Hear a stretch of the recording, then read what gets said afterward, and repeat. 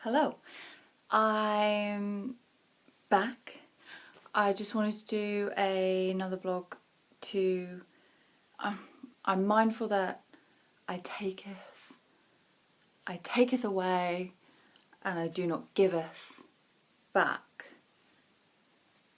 I've done a lot of videos where I've asked questions and I've discussed things, but I feel like I've asked a lot of opinions of other people and asked for their knowledge. So, being a qualified personal trainer, I wanted to share some of my knowledge with you all. I wanted to give something back. You have to bear with me with this because I'm sure, having Instagram, Facebook, you've probably seen multiple people of a similar gender to myself doing all sorts of annoying exercises that bore you to death. These have a specific point to the hike, so please stay with me. I'm enlisting this. It's a resistance band. So the point is to use this to help you with your hike. I got 4 of these in a pack for £1 from the Pound shop, Poundland, hashtag. And really it's just an aid to activate certain muscle groups that don't necessarily work effectively. As an example, when I first started out, I had very dominant quadriceps, as in the front of my thighs were very dominant.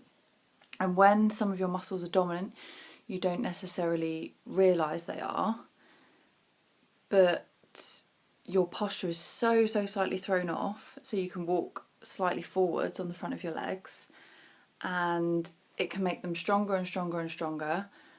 They in turn fire more quickly, and the other muscles that aren't as strong won't fire as quickly / won't fire at all.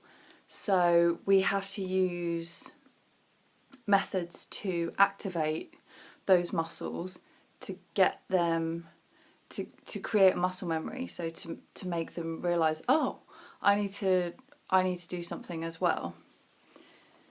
So this is where resistance band comes in. I'm going to try walking to the back of the room and see if the sound works.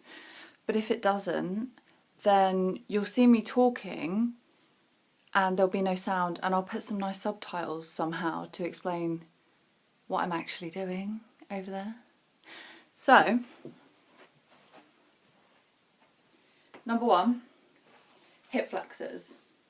So my quads were really strong, and as a result I was slightly leaning, that's exaggerated, but I was slightly forward on everything, which meant whenever I walked anywhere, my quads would always feel sore, but my hamstrings wouldn't and my glutes wouldn't. I wouldn't really feel like I'd done any exercise in them because they were firing, they were failing to fire, they were failing to fire. So we can do some hip flexor down the side activation. This is really important for the inside of your knee. So if your hip flexors aren't activating properly, you can get loads of inside knee pain because so slightly when you walk, your knees are turning inwards. So you'll walk and your knees will turn inwards like this. It's so slight, but over time this can inflame the cartilage on the inside of your knees. So the stronger the hip flexors are, the more likely your legs are to be straight on. Get the band.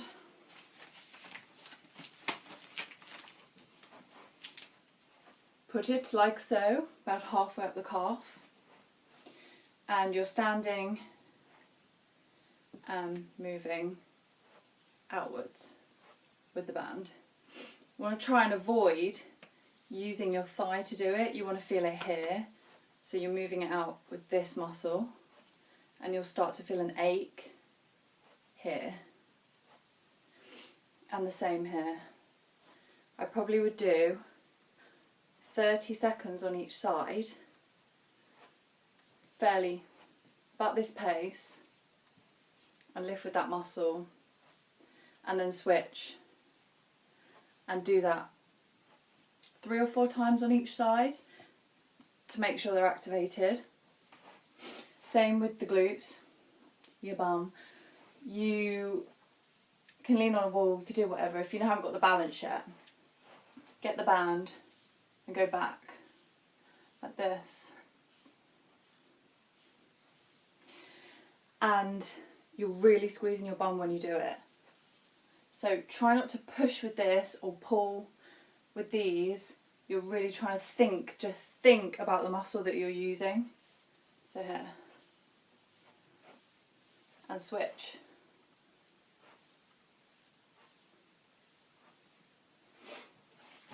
Same for both sides, easy peasy. You start to feel a bit of a burn here. When you feel the burn in that muscle, it means that it's activating it, it's working, and later it's more likely to fire effectively, and so you're more likely to use all of your glutes, so all of this area, and this area. Because there's 4 muscles in your quadriceps, quads, and 3 in your hamstrings, it's very common to have stronger quads and for them to overpower the other muscles. And because we sit down all day long on our glutes, we lose, not all the time, people have active jobs, but there's a general tendency to sit down more often than we should.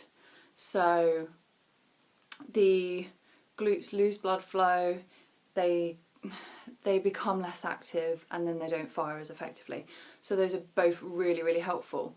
They're both just activating, but if your muscles are particularly strong in that, if your muscles are particularly weak in that area, then that might actually strengthen them.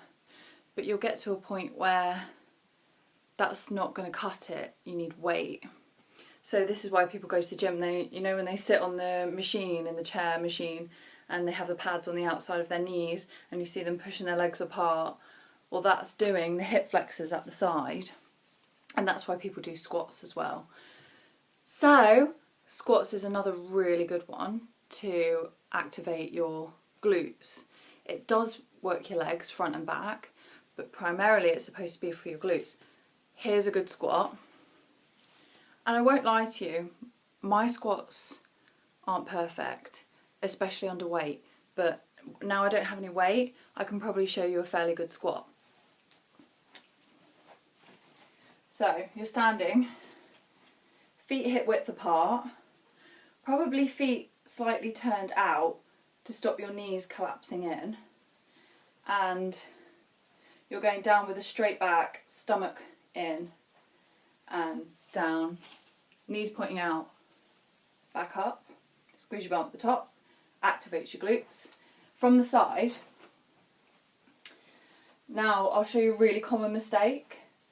Loads of people go into a squat like this, so they lean forward. So instead, put your hands out in front of you. You want a straight back coming down, down, down, like a squatting baby. And then you push back up, straight up, straight up, straight up. Squeeze your bum at the top. So you're not bowing down, leaning forward. It's as though you're going to go and sit on a chair and get straight back up from the chair. That's a good squat. I'm pleased with it. I'm pleased with it. As soon as the weight goes on my back, it goes to shit, but you don't need to know that. That's a good squat. With the resistance band, you can also do some, not only hip on the outside here, activating, but you can do some strengthening. Okay. You'll feel like a complete dick when you first start doing this, but then you'll realise that it really works, and you'll notice that your knees start to turn in less, your legs feel straighter and stronger, you'll feel that you're using your hips and it starts to go into your glutes as well, and I just can't. I can't explain the feeling until I make you do it. You do it and you go, oh. Okay. Again, same place with the resistance band.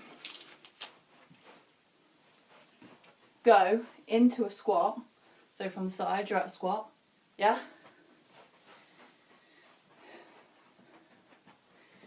Into a squat, sideways. Keep it as taut as possible. So you don't go to slack, to taut. You go taut, tiny step, taut, tiny step, taut, tiny step, taut. And one way, then the other way. That will burn one hip and then burn another hip. And it does burn.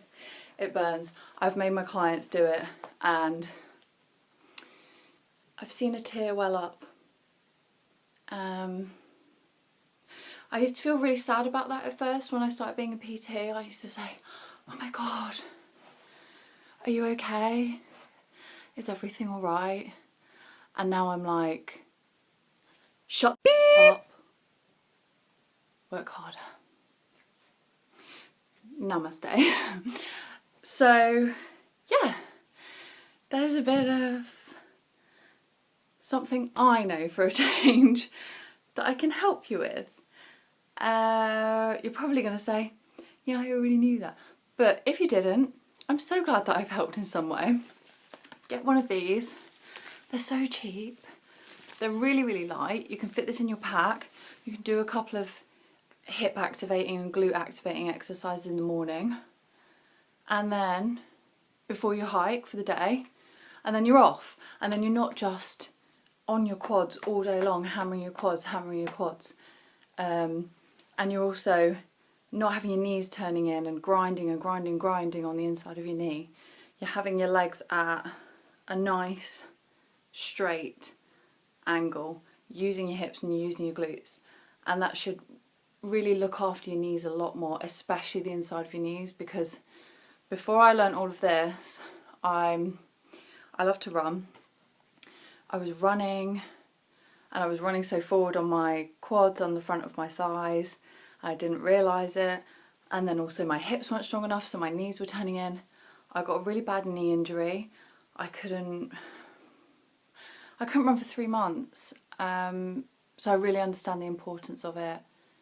It's a big deal, and it's something really, really small. And there's my tip for the day. I hope you've made it all the way through. Okay, bye.